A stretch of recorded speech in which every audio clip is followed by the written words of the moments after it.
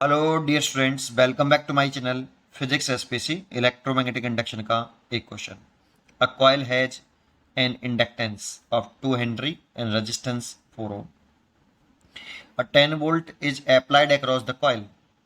The energy stored in the magnetic field after a current has built up to its equilibrium value will be। इतना समझते हैं solution. देखो, सबसे पहले मैंने एक इंडक्टर बना लिया ऐसे,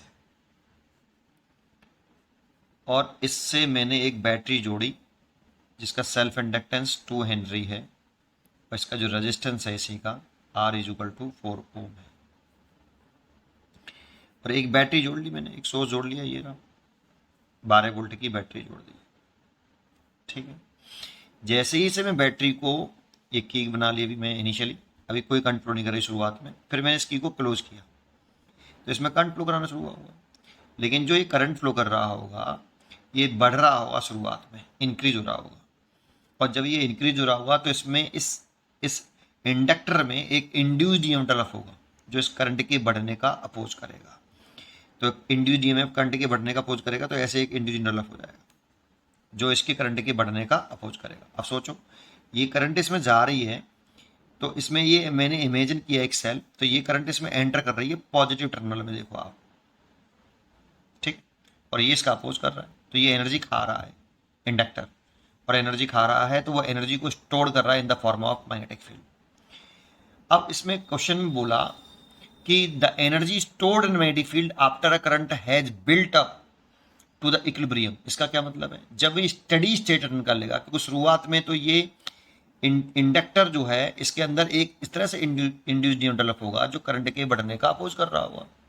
जब स्टडी स्टेट रिटर्न कर लेगा, स्टडी स्टेट रिटर्न कर लेगा, तो इसमें सेल्फ जो इंडक्टर है उसके अपोज करने की ताकत खत्म हो जाएगी, मतलब सेल्फ इंडक्टेंस का इफेक्ट खत्म हो जाएगा। तो कुछ इस तरह से हो जाएगा, मान लो कि ये स्टडी स्टेट रिटर्न कर ली है ना, स्टडी स्टेट रिटर्न कर ली, तो इस वाली कंडीशन में इसका जो रेजिस्टेंस है 4 ओम है, और उसने स्टडी स्टेट रिटर्न करने का मतलब आई कैसा हो गया? कांस्टेंट हो गया। जब आई कांस्टेंट हो गया तो करंट में चेंज आ ही नहीं रहा है, तो कोई इंड्यूस डेवलप नहीं होगा, करंट कांस्टेंट हो जाएगी स्टडी स्टेट में। यही इसका मतलब है बेटा, इसका बिल्ट अप द इक्विलिब्रियम का मतलब। अब कांस्टेंट करंट हो गई तो आई इक्वल टू कितना हो गया? V upon R. ये कांस्टेंट करंट निकाल लो, V कितना है 10 और ये कितना है 4, तो ये कितना हो गया 5/2 एम्पियर। अब इसने कितनी एनर्जी स्टोर कर ली होगी? जब शुरुआत में ये जब एनर्जी खा रहा होगा, फिर मैग्नेटिक एनर्जी के रूप में इसने एनर्जी स्टोर कर ली होगी इस इंडक्टर ने। तो कितनी एनर्जी स्टोर कर ली होगी? तो energy store in the inductor 1/2 Li² होता है।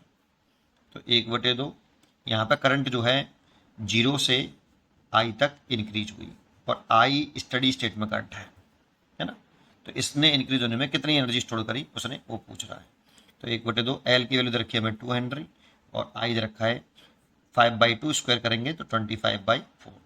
इसके ऐसे डिवाइड कर लो, 4 का डिवाइड कर लो 25 में, इजी क्वेश्चन है।